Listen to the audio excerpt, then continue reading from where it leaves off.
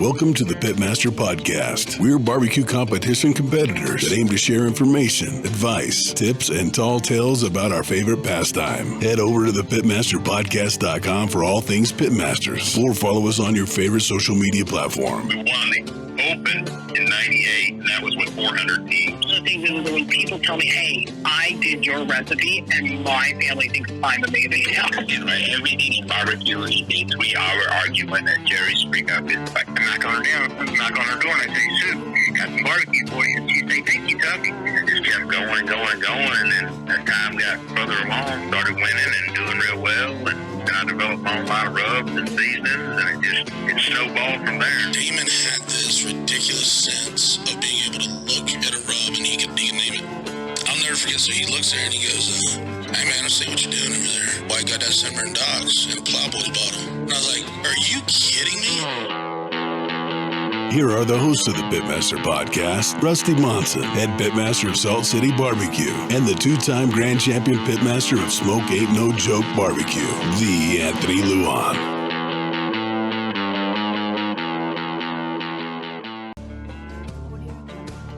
On today's episode, we have Emily Detwiler, CEO of the Kansas City Barbecue Society. How are you doing today? Doing great. Thanks for having me. Yeah, no problem. So you're kind of, you just took over in Kansas City Barbecue Society about a little under a year ago, and you've worked for, let's say, Smithfield, most notably. Yeah. You've also worked for Hostess. You've worked for Walmart, Sam's Club, and there's a lot of things I can't pronounce. I'm not going to try.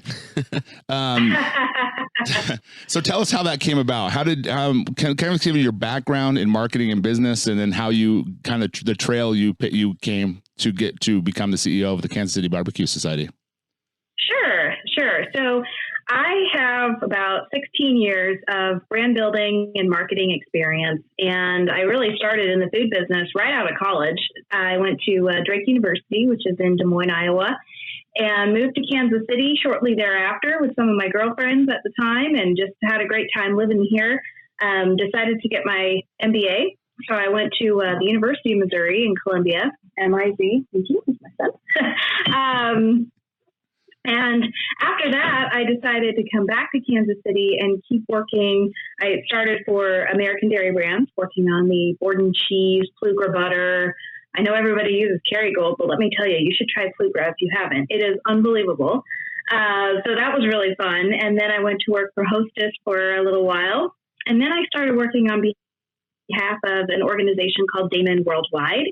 And really there I got to help retailers, grocery retailers primarily, develop their private brand programs. So my first account was Hy-Vee up in Des Moines. So that was fun. My mom was glad to have me back home for a couple of years. And then we moved out to Connecticut and started working on behalf of grocery retailers all across the U.S. So I really led a team of brand marketers there in terms of developing private brand portfolios and marketing programs and things like that for, Rayleigh's grocery store. I worked on Meijer. I worked on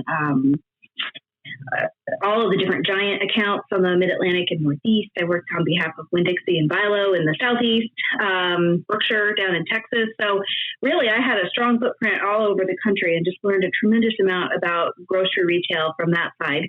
And we came back to Kansas City after living on the East Coast for a couple of years. And I was working remotely for a while, but then one of my friends that I had worked with previously at American Dairy Brands called me and said, hey, I'm at Smithfield now, and we've got an opening for a brand manager on the fresh pork side of the business. And I said, I don't really know that much about meat, but that was okay. That's not what they were looking for. They really wanted somebody who knew a lot about marketing and could essentially take a commodity-based product, a protein, and really drive brand relevance for it. So I thought, that sounds like an interesting challenge. I'll give it a try. So when I got there, I think within my first week, literally my first day, I got to go in the hog plant. Let me just tell you, that was interesting. I'm like, I am not sure if I'm going to make it or not, but I did.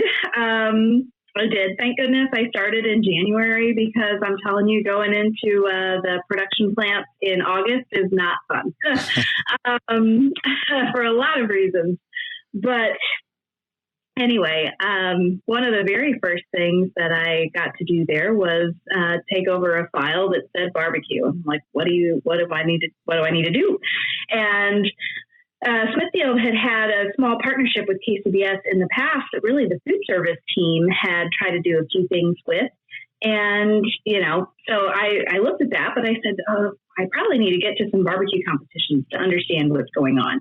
And so I started doing that. And I also had NASCAR programming and things like that. But I really loved the barbecue element of things. So when I started going to contests and I started to get to know the cooks and really understand what they were doing and what they were looking for in their protein, I saw that it was going to be a much bigger opportunity. So I went back to the folks at Smithfield and I said, look, I really think there's something here. Obviously 2 out of the 4 main proteins that are being cooked are pork. So this would be a great opportunity for us to really get involved. And over time it blossomed and we really had some fun different programs that Smithfield built. And so, it started with trying to find some influencers that would be great at promoting the products, but also that fit with the brand. That's something that I get asked a lot about, or had a lot of people say, "Oh, I won pork once. Will you sponsor me?" And I'll tell you, there's a lot that goes into a brand really trying to decide who to bring on as an influencer or as a partner, because not only do they have to really be good at what they do, but they also have to be a fit with your brand. And, there were some people that quite frankly might have been excellent at what they did, but it just, wasn't necessarily a brand fit. So that's always a hard thing. But, part of the other things that we developed while I was there was the grant program where contest organizers could actually apply for extra prize money and prize pools. And part of the whole reason that we did that was because it really helped create an extra incentive for teams to choose that particular contest, to come and cook. So that was a great program. We actually also sponsored contests specifically. So we really got behind the guinea pigs and the King of the Smoker in a big way. And then right before I left, we had been, oh my gosh, it was almost 2 years in the planning and everything was for the Smoker with Smithfield Invitational that ended up happening down in New Orleans. And I can just tell you there was so much love and energy that went into that program and that contest. And it is really something I'm still very proud of. And I wish the folks at Smithfield all the success on continuing to do different things, not only in barbecue, but beyond, obviously. So I had a great time there. And I absolutely loved the experience, like I said, of digging into barbecue. So I was responsible for a lot of the NASCAR marketing and certainly all of the national marketing to help build the Smithfield brand for fresh pork in totality and shopper marketing programs with Walmart and Sam's Club and all that kind of stuff. I did all of that too. And I really enjoyed that. But I just came to love barbecue. And so, when I got a call from KCBS asking me to come on board as their new leader, I thought, wow, this is an organization that I have thought so strongly of for such a long time. So it was very humbling, but also really exciting to be able to come on at such a pivotal time. And, it's been really a fun challenge, and I'm sure you want to ask questions about that. But that gives you at least kind of an overview of how I've arrived at where I have come to be so far. So nice. I guess that's it. Podcast over. She hammered out all of our questions. That's it. Thank you for coming on so much. It's been great. I want to touch on this just a little bit because I'm good friends with Kyle Halverson of ThermalWorks, and we were doing some videos with him. And he was telling me about how he gets approached all the time about people saying, I just got 400 likes over 3 months on my YouTube or my Instagram, and I want to be sponsored by you. And, and it's an interesting thing because when you're starting out on barbecue, you're doing a YouTube channel, you're doing all these things, everyone starts getting these sponsors and you don't know how. What is that for someone who's been in that space? What would you say to someone who's starting out in the barbecue world, whether it's a team, whether it's a YouTube channel or a podcast or anything like that, how do you go about becoming a brand ambassador or getting sponsorships through those things? What are some advice you can give some people for that? Well, the first thing I would say is watch and pay attention. Follow some of the people that you think maybe do a really good job at it. So for example, I think when I look at people that I think just kill it online, I really look at Sterling Ball, Big Papa Smokers. I think he does a tremendous job. I think Tuffy Stone does a tremendous job. Certainly, Malcolm Reed does a great job. No question.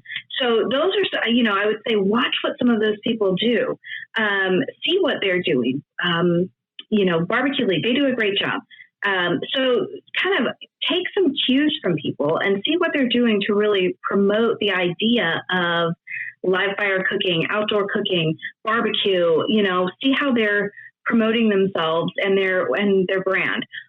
Likewise, if you're at a contest and you are using all of these different things, show some of that, and build up your own content first. I really think that that's a lot of where it comes from. So, then certainly there are things you can do and different types of inexpensive campaigns you can run, even on Facebook, for example, to try to increase your likes. But that's something, and quite frankly, that's even something we do at KCBS.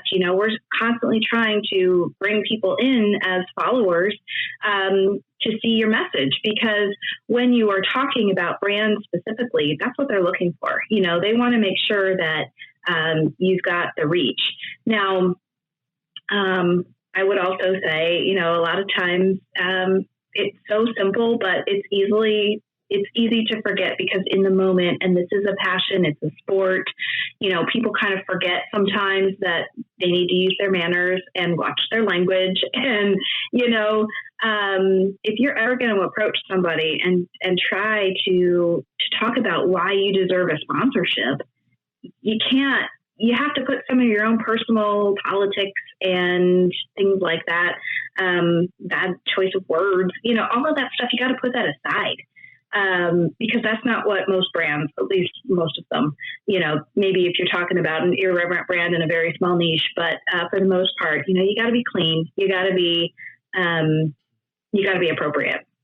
Nice. I'm going to touch on a little bit of that, because I am an ambassador for a few products out there, big names, but you have to get behind a brand and actually really embrace the brand of what you're behind. And when I first started getting into barbecue, I was like, man, this is expensive. I need to find some people to help me to get going. But when I did that, I actually found out that some of the products that I ended up networking out the gate I didn't like them. And I slowly had to dissolve that because I wasn't behind the brand. But the current brands that I'm behind, you got to be behind them and actually live them, like them, and enjoy them. If you don't enjoy them, you're not going to promote it. You're not going to push it. It's just going to fall apart, and it's going to look really bad on your end for just switching brands like quickly. Mm-hmm. So when you're out there looking for, just example, let's use ThermalWorks, because we brought that up. He gets a lot of contacts. Do you really own a line of ThermalWorks stuff? Do you really enjoy them? Have you put them through the test? Have you contacted customer service? Do you believe in their content? Do they believe in your content? That is definitely something you need to take in consideration before approaching a company and getting an ambassadorship or a sponsorship. That's interesting. So, and Kyle also mentioned something that I'll touch on. He's like, it's not necessarily about the likes. It's about, like you said, Emily, are you a good representation of, of what we could be doing? So that's cool. I always wondered about that. I always get asked about that. I don't have any sponsorships, and that's not my bag. Yeah. Although I want it to be, it's not my thing. So, but I have to try at some point, because I'm not going to have to pay for these my whole life, So, but so let's just kind of switch gears a little bit in a big way, and we'll get to this question right away. Get it out of the way. So the whole coronavirus thing. How is that impacting the KCBS right now? It has had an enormous impact on us this year. I think anybody who says it's no big deal is, it's affecting everybody, everything. And I think that's the interesting and yet scary part. We really started to get the indications that there was a problem, really from our European contest organizers. And, we have a board member in Italy. So we really started getting we started hearing about it more before it started really blowing up in the U.S. From our European friends. So, it has had a big impact because at the end of the day, KCBS doesn't own the contest, right? And I think a lot of people still just either don't realize that or think that we do. We are the sanctioning body. We provide the rules, the officials, the judges, all of that. But at the end of the day, it's up to each contest organizer to make the decision for themselves. And so we have really tried very hard to put together, very strong recommendations and thoughts for when contests can happen, how to do them safely. And so we've been working by following the WHO, looking at the CDC, putting together our list of recommendations, which are on the KCBS website, kcbs.us. And, we've continued to update them. So that's the other thing. People assume that I've got a crystal ball that's telling me exactly when, all of this can happen again. And none of us do. To me, that is the scariest part of this virus, is that no one has all of the answers, not even the CDC, not even all of the epidemiologists and the scientists. Everybody's working to find answers and solutions, but we really just we don't know it all yet. So I say that because we know that as things are opening back up, and it's so different, state by state, country by country, that really we're encouraging contest organizers to be in touch with their local health departments, understand what's happening, so that even when they can open back up and have contests, and they are happening now, that they're doing so obviously as safely as possible, following all of their local rules, and then following our recommendations. So, some of those things include things like literally having the teams wear masks and gloves when they're turning in.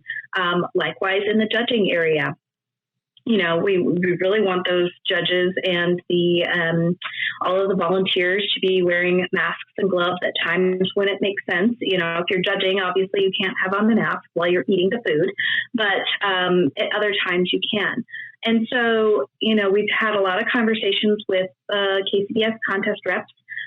We've been having open dialogue with the contest organizers that want to reach out and have conversations about all of this. And I can tell you the ones that have happened, COVID-Q, which recently happened, Warsaw, Indiana happened. We've had a couple here in Missouri that have done a really nice job. These reps and these organizers are working so hard to put on a great, safe contest that both the teams and the judges can feel confident in attending. So, it has absolutely upended the world. We've got about, probably I'd say at this point, about half of our contests have either postponed to later in this year or to next year. And we're working really closely with each individual organizer to be able to help them do that. And KCBS is absolutely fine. We're on solid ground. We have no problem working with these organizers to shift their contest to next year. So that's something that we're doing on a regular basis with those organizers, and making sure that, when they feel confident, we will be there with them. So. Nice. Well, I got to tip my hat to you, because they're like, here's a CEO chair, and then left field, right field lawsuits, Corona. You've handled it very well, so I got to give you that. Thank you. Thank you. Yeah, that's why I'm working from home this Friday, because my goodness, it's been a crazy couple of weeks. I'm like, you know what? I've got to do this what I can. Right. So you sit down in this chair, you have all this, we won't touch on that, but you have all these problems, but you're powering through that. What are your current goals for the KCBS? Are you hitting a reset button? Are you just going to pick up where the pieces are broken? What's your plan to do with the KCBS? Great question. So yes, we're still, working through some old inherited problems, but we're getting through all of that. And I really feel like our trajectory and our future is bright. I think for where I'm at right now in terms of really trying to establish our goals moving forward, I think we need to really focus on what it is we want to be when we grow up. So that's the first thing, and it's great. I've had so many positive conversations with Carolyn about really understanding the past and how we got to where we are today. And it's fun to listen to her talk about, some of the early days and then some of the success that has come, quite frankly, just as interest in barbecue grew naturally, not necessarily through specific growth plans per se, but when Pitmasters came on, that was a big boom for the sport and for KCBS. And so, in terms of my goals, a lot of what I see as a need, as an opportunity, is really to try to inspire more people to get involved with outdoor cooking. I think really taking those people that are enjoying grilling or maybe thinking about dabbling in smoking at home, those are our future. So when we start thinking about that, we really got to do more things to help get those people in. It's almost we have a strong love of baseball in our family, so I think about the Master Series is really like the bigs, right? So in order to get there, we've got to have feeder programs. We've got to have the AA, the AAA teams coming through the program, right? And so that's where I see a lot of our opportunity is to really make sure that we are starting people in, we're getting them involved, and then growing them through the programs over time. And so I think everybody can play a role in that. And that honestly, that's both on the cook team and on the judging side, because, our judging population is, we need to get a feeder program going in there as well. So, there's a lot of opportunity for us. And, I get asked a lot by just individual members, what can I do to help? And I think that, some of the best things that people can do are really to mentor and guide a younger person. And again, whether you're a cook, whether you're a judge, whether you're a rep, encouraging people to come out and try, or, just come and cook with me this weekend, see what it's like, or come volunteer in a judging tent and see what it's like. To me, that's one of the best things that any individual can do to really help continue to grow the love of the sport. Nice. So with building on top of that, can I just maybe throw a couple recommendations at you really quick? Yeah, of course. So one thing that I found out this weekend is that the judging tents move really rapidly.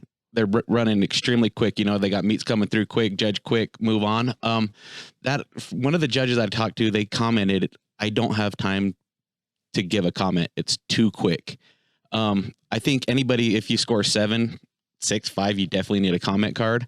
I'd like to maybe see if we can get something changed along that lines to where we could, as competitors, we can see a little bit more comments, even if it's good, bad, dislike, just something basic, just to get a little bit of feedback.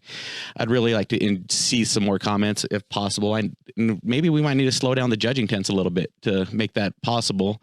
And also what I'd like to see as well is I would mind seeing the judges hang out at the awards. They come in, they go, I don't even know who the judges are. I've never talked to them. They're not part of the experience, I don't think. So I think it'd be really cool to see judges become more involved with the back end. I understand they can't be there for the front end because, right. But being involved in the back end, that'd be really cool as well. Maybe just have a few of them up there, help giving out the awards at the end or something, I think that'd be really cool. That's my recommendations, but, just because I learned a lot this last competition. Yeah. So, well, I want to kind of touch on that for just a sec though. I am a KCBS judge.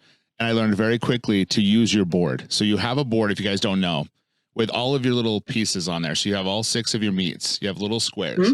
There's plenty of room on there to write. Yes. So what I do is I write my score down right next to the box, and I write a little note really quickly. And I can do it very easily because, you actually do have some time in there, especially at the end when all your meat's there and you're eating and you're waiting for everyone else to finish eating. Because what happens is you get down, you eat, and then you have to wait because you can't say a word, can't even nod your head, you can't even move, can't even think, which I don't do anyway, and till everyone's done eating. And so what I do is I'll eat something, write down my score, right on the side, and then I'll write it on my sheet. Or on my sheet, and then I write it on the side. It's opposite. I write my score down in the sheet, my initial reaction, then I write it down on the board. And I'll write a little comment real fast, and it's not hard. And then what I'll do when I have that minute, because I eat so fast. I mean, people who eat fast, like, damn, that guy eats fast. Right. So I eat, I get done, and I'll go to my score, and I always do this. Judges, listen, do this, please. Just take out a score. I always have enough comment cards, and I'll just hurry and quickly write down too salty, too hot.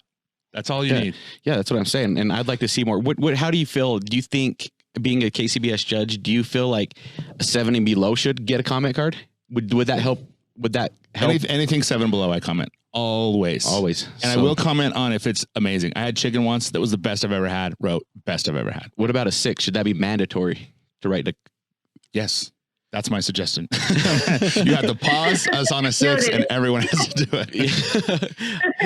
Yeah, I understand that. But if you think about it, like the Jack Daniels, you have 70 teams turning in at the same time. I'm sure that booth is running extremely quick to make sure everybody gets hot food, so. Let me tell you, it's so interesting because, again, in my Smithfield days, I was 100% focused on the pitmasters and really to some extent the organizers with the grant program that we did. I didn't know that much about the judging process. Now, we actually had, at the time, we had KCBS come out and do an instruction and train about probably 30 people at Smithfield. Anybody who was going to be involved in barbecue, I wanted them to be trained as a judge so that they knew what the pitmasters were looking for. So anyway, but I hadn't had a chance to really go out and actually judge a contest. So when I did start with KCBS, I went to the very first contest that I could get to, and that was in Excelsior Springs, Missouri, which is, probably 30 minutes from my house. So I went to that contest, and I didn't judge, but I observed the judging area. I stayed in there the whole time to see really exactly what happened. And then same thing at the American Royal 2 weeks later, or whatever it was. Now that was judging on steroids, right? Because it's so many people in a very short period of time. But here is my observation, and I have since had many opportunities to judge, and I love it. So what I have observed is that the judges take their job every bit as seriously as the cooks do. And they are just as passionate about it as the cooks are. And so I know there's always that, push pull, right, of the judges against the cooks, or the cooks think the judges are terrible. And but I'll tell you, they really do take it seriously. Nobody wants to give a 5 or a 6, but you know what? I will tell you, sometimes the food warrants it. I have had pork that is mushy, and I've had it where it tastes like, honestly, it might not have been, the meat may have gone bad, and yet it was turned in. And so, sometimes the meat warrants a lower score. And I know that's tough to hear. And I hear your comment about making sure that when that does happen, we really do need to make sure that the reps and the table captains are encouraging those judges to make sure that they are providing that comment card and really getting that message back to people. But I think it's important to note that really the judges do try very hard to make sure. And those table captains, oh my gosh, those people work their butts off, literally, at an event, especially if they're having to do double duty, judge and table captain at the same time. So, it really does take everybody to make a contest work. Yeah. I would just like to see them too, is hang out at the awards too, a little bit of support on the back end too as well. But yeah. I know we have some that do, but I only know like 3 or 4 of them, and maybe they're hidden in the groups that I don't know. Before I didn't go to the awards. I don't know why. Tell me why. Mostly because I wanted to go home and lay down.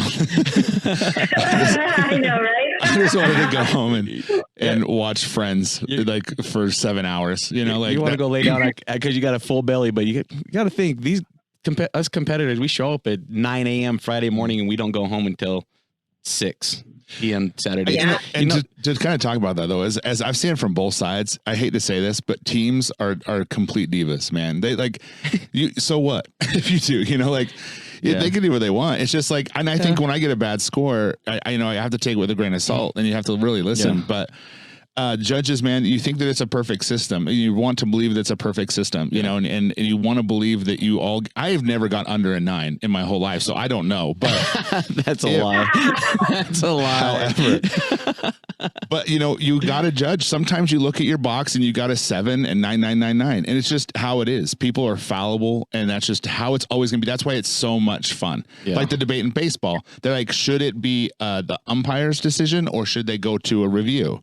You know, I think it takes away a lot of the soul of baseball if they do it with just the camera. You know, the umpire calling the shot gives it a little bit of like unpredictability. Yeah. And that's what's fun about it. You know, if we all went there and got 9s and 8s, how fun would that suck? Right. You know, you need those judges who maybe have a weird palate. You know, I've given a 5 before on taste because I swear they injected it with wine and it was terrible.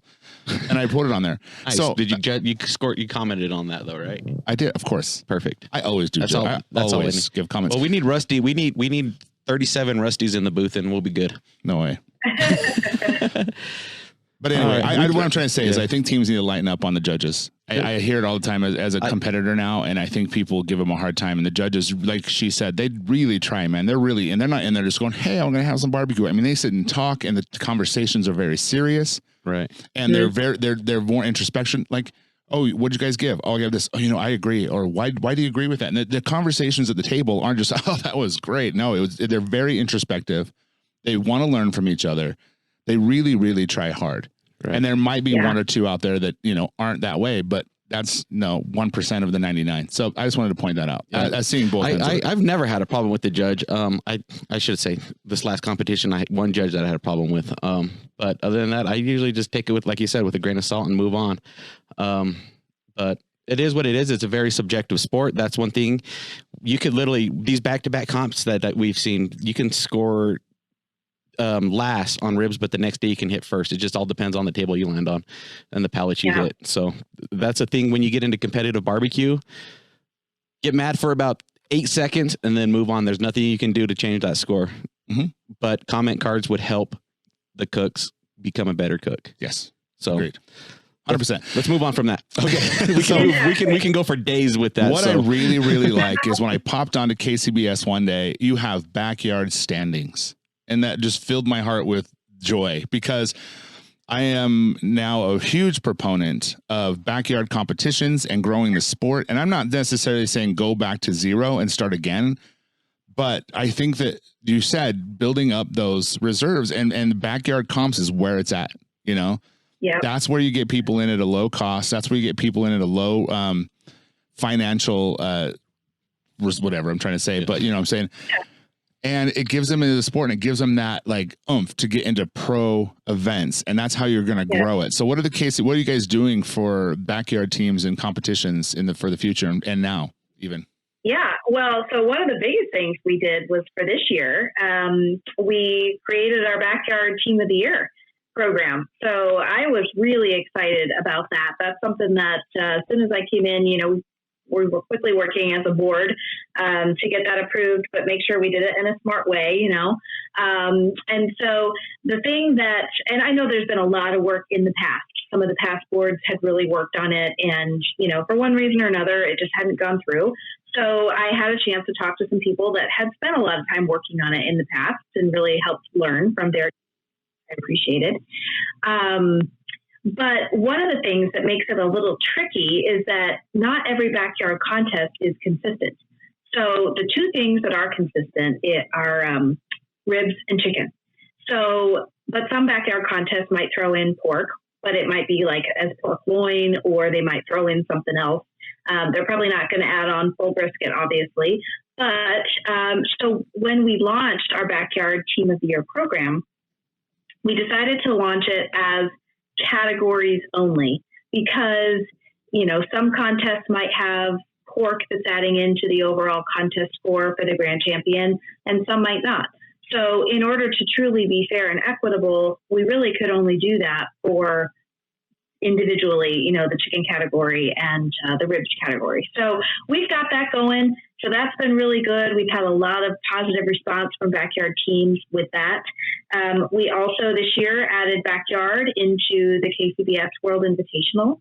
So that's exciting. And they have, we've had strong engagement with that as well. And even some of the teams who maybe qualified and said, I'm not sure I'm going to be able to come, but I'm so glad, to be eligible as a backyard team to participate in something like that. They're excited. And so that's awesome. That's exactly what we're trying to do. And we've got some other things that we've actually just launched, and we're going to do our first one. This is not backyard per se, but we're going to do some one meet contests. So, and those will count towards Master Series toy points. So we're actually going to do one on the 5th of July in Kansas City, actually at the KCBS World Headquarters office. So cool.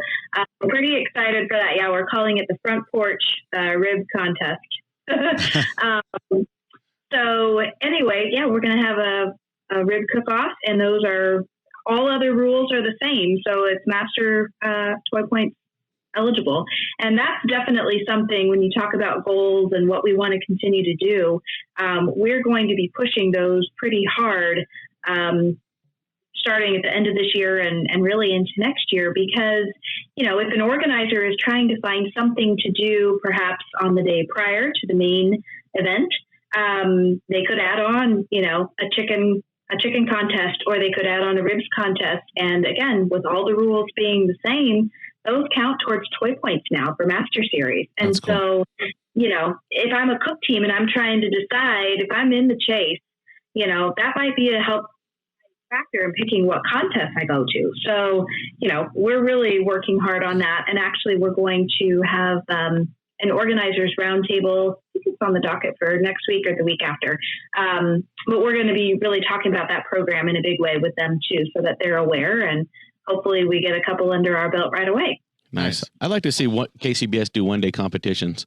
Like, hey, show up today. We are kind of similar to the SCA, but a little bit different. Be like, hey, today we're going to cook ribs and chicken only on a pro level, or chicken and tri-tip, or something like that. It'd be cool to see one day events, like. Well, now you can. Yeah. But now you can. But we got to see them here in Utah, only in Utah. So we don't have to travel very far. All the events have to come to Utah. So what I want to know though is how do you qualify? I mean, can I just set up a backyard at my company's parking lot and call it a KCBS backyard? How does that work? How do you qualify as a backyard cooker? Yeah. So really all you have to do is fill out the sanctioning paperwork and apply online. And so then as a contest organizer, you would just decide, do I want this to be a backyard thing? Do I want it to be a Master Series? And you can do both. You can have both a Master Series and a backyard series. And then we would work with you. So our sanctioning committee would reach out and have conversations with you just to better understand, like, what are your goals and objectives of doing all of this? And then they will help provide recommendations on how to go about it. And then, obviously we put things on our website once they've been approved. And so that also helps in terms of whether, somebody's looking for backyard contests to participate in, or likewise Master Series contests to participate in, they can go in there and see that. And the other thing that we're really working on is having more contests use the KCBS registration process on our website. So we've done that now with the World Invitational. We've done it for the Front Porch Rib Contest. We have a couple of other contests that have used it and used it very successfully. And quite frankly, the organizers love it because it's less work on their side. So that's something that we will be pushing more for in the future as well. Do you have to have a rep for those contests, for the backyards and for the one meet? Yeah. Okay. Yep. We would still assign a rep. Awesome. So, nice. Yeah. So before backyard, how do we get youngsters into this sport? Do we does the KCBS approach school districts and say, hey, we need high school teams to start competing on a high school level and try to drive younger people into the sport? College level, I know they do it in Texas. Texas is known for having high school competition teams, and they actually go, sometimes I've heard of teams going to like the American Royal to compete, and that's awesome. But how do we make that on a national level? Maybe let's even look beyond that, international level. How do we get young people into competitive barbecue? Yeah, that is a huge opportunity for us. And, I do think that it starts, obviously there's Kids Q, which is fun. And so if you are a competitive cook and you've got kids that you're bringing along, or bring them along sometimes, see what they do. My kids are kind of finally starting to express some interest. And I tried to enforce that, at least initially, but they were not quite as excited as I would have hoped they would have been. But they are getting there now, which is great. But yes, I think starting young is great. I do think we're trying to find ways of really working on strategically, how do you go after the high schools? How do you go after collegiate? And honestly, I even see from a college perspective, I really kind of see that going two different paths. I think obviously the competitive side with true smoking like we do is one thing, and do that.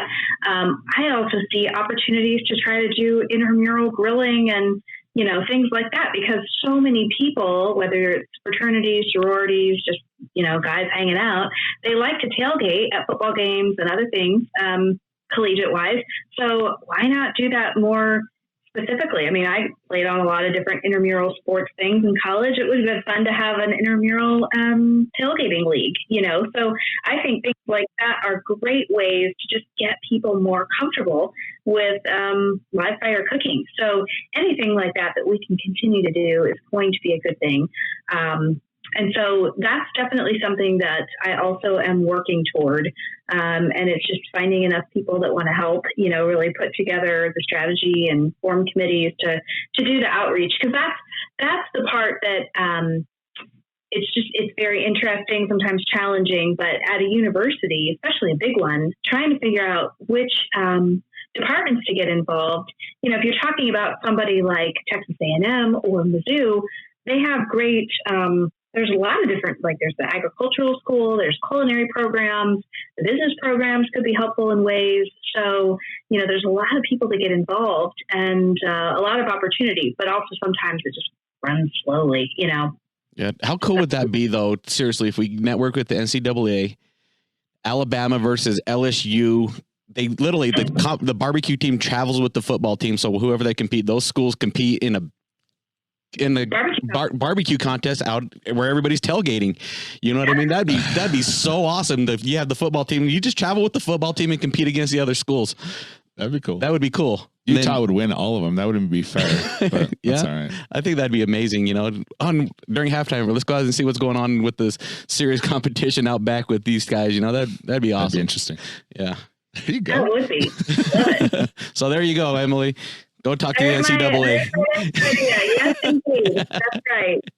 That's right. So you wanted to ask this difficult competition question here, Rusty? Which one? This one about the odds of our competition season with these. Yeah. big Okay. How ones. about this? Okay. Yeah. Now you have to tell me a percentage that you think these things are going to happen. All right. And I want you to say the first one. I want you to say both 100%, but you be honest. What are the chances KCBS World Invitational happens? Oh man, I want to say 99.9%. How about I say 90%? Okay. I like that. That's okay. And how about the Royal? I'm going to say 85%. I like those odds. Yeah, those are good odds. I take it. Yep. Because I'm going to both, and I actually need to sign up for the Royal today. Ooh, I totally forgot. I'm going to run out of spit. Well, no, never. Anyway, so don't leave and I'll finish. Okay, that's excellent. way more important. Excellent. So we're interviewing. Most people can't see the video if they're listening, but we do put this on YouTube. You have right here on your left shoulder, you have a Big Papa Smokers logo on your shirt. I recently heard on a podcast, Sterling Ball has a small group of you foodies that travel in California to go to these strip mall restaurants. Can you tell us a little bit about that group and maybe some of the elite members in this group? Oh my goodness. Well, we are the Warriors. We have our own chant. Gosh, it's been a little while since I've gotten to go to one of these, but yeah, some of the interesting group members. So James Valentine from Maroon 5 and Tuffy Stone. And there's Suge and Eddie are two of Sterling's good friends in the music business. They help make some of his guitars. So anyway, that's kind of our group, and we've had other people come in and out over time. But oh man, just there's some amazing little restaurants on the West Coast, and the funny thing is, yeah, they're strip malls. But the thing that I love about that is just shows you that you don't have to have some big fancy restaurant or be some huge name restaurant chain. Totally off the beaten path. And, you know, eating with Sterling is always such a fun adventure because he literally will try anything and will usually order like one of everything on the menu. Gosh, one of the most fun times I think I had was when he and Tuffy Stone and I went to this little place in LA called Squirrel. And it's a James Beard nominated. I'm not sure if they won, but I know they were James Beard nominated. Breakfast place, and we literally got like one of everything. We had this huge spread on the table, and they're all taking pictures of it, and at one point I'm taking pictures of them taking pictures of their food. It's quite funny. But yeah, we've had some really fun times. And Korean barbecue, we went on a Korean barbecue adventure one time and tried different things at like 3 or 4 different Korean barbecue joints. It was really fun.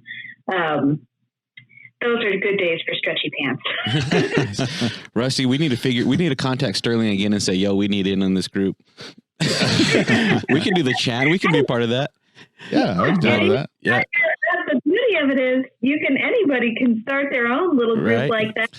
Yeah. Own community, try different restaurants and, you know, and learn something new, flavor profiles. Yeah, but think about this. You probably haven't thought about this group. It's a really good dynamic. Oh, you taking pictures of food, of us taking pictures of you taking pictures of food. Yeah, there you go.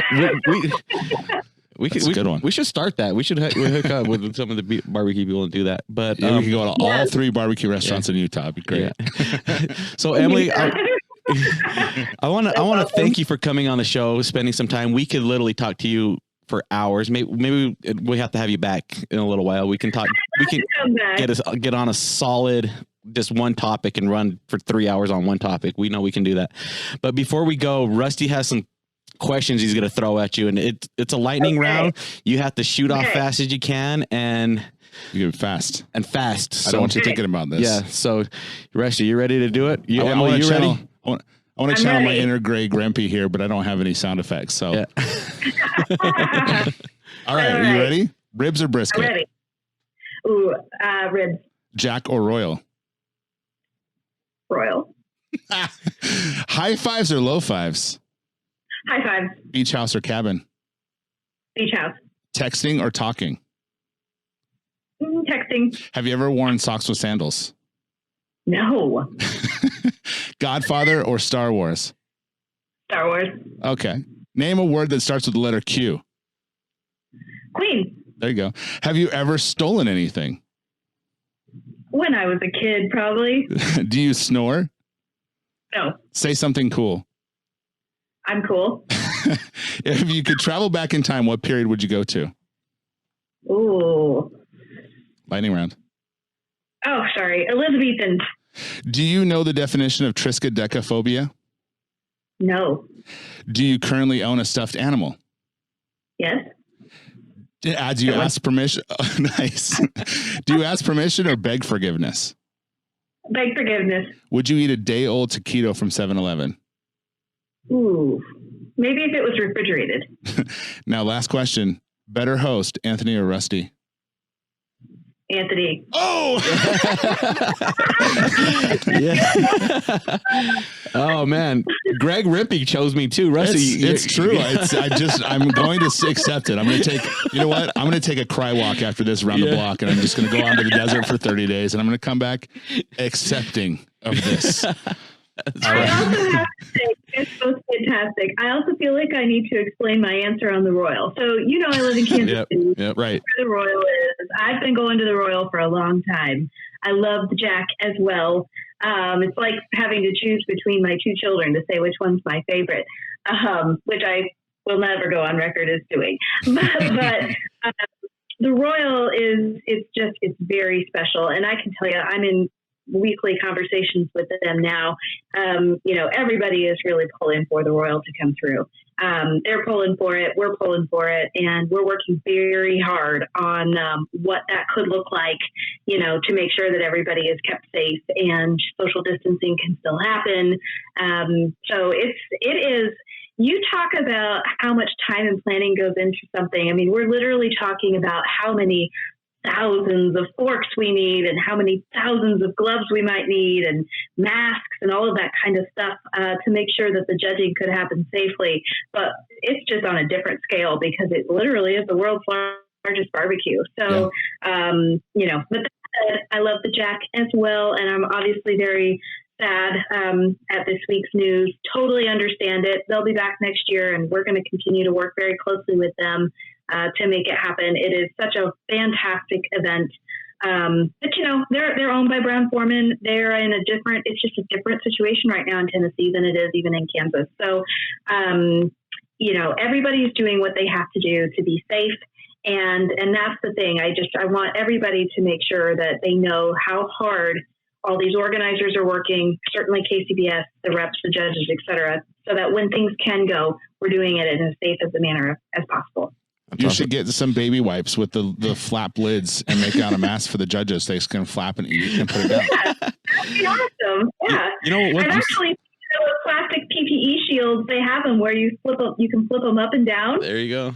Now you're not gonna be able to have any judges commenting on anything. Right. No, but one thing just to touch on that a little bit, these contests are collapsing left and right because of this COVID thing. But you know what I've noticed throughout the barbecue community, nobody's upset. We all understand, and we're like, okay, we'll just get ready for next year. Yep. All of the podcasts I listen to, everybody's accepting of it. Nobody's angry about it. Mm-hmm. So yeah. Well, and you know what else I look for the silver linings, right? And one of the silver linings that I have found in this strange time is just the community coming together, the barbecue community. And even in areas where, they really are like, we've never had a contest before, but we want to cook. So trying to figure out how they can do it, getting an organizer to put something on and making something good happen out of it. Like, I know some people didn't really like the name at first, but you think about COVID-Q. That contest, they literally put together because people wanted to come together and cook, and they wanted to raise money and raise awareness for COVID relief efforts in their community. And so they did that. And it's just, the innovation and the creativity that people are having to come up with ways to do things right now in a safe way. It's just awesome. To me, that is the barbecue spirit. It's like, we are going to find a way to make something great happen until we can come back and have it be in the way that we're used to, Yep. And honestly, from a KCBS perspective, I will also say we're learning things as we go through all of this that I could very well foresee us continuing in the future because they just feel like they're good best practices. So, I think we will all find things to be grateful for that have come out of this terrible situation, and I really do believe that as a world and as a community, we're going to be better. We're going to be better for it. I really do. Not that I wanted it to happen. Right. I certainly, and I sure hope nobody, listening or none of our friends or family get it. But sorry, I got a little one right here. I'm in her room, so she wants to be part of everything. But anyway, let's be safe. Let's have a good time, and let's keep that human spirit going. Hi. Hello. We have a final guest at the end. What's your name? Annie, can you say I'm Annie? I'm Annie. It's nice to meet you, Annie. All right, cool. Well, thank you for your time. Really do appreciate it. And we do want to have you on as a guest later down the road again. So absolutely. Anytime. I'd be glad to. Thanks for having me. Awesome. See you, Emily. Bye-bye. All right, bye.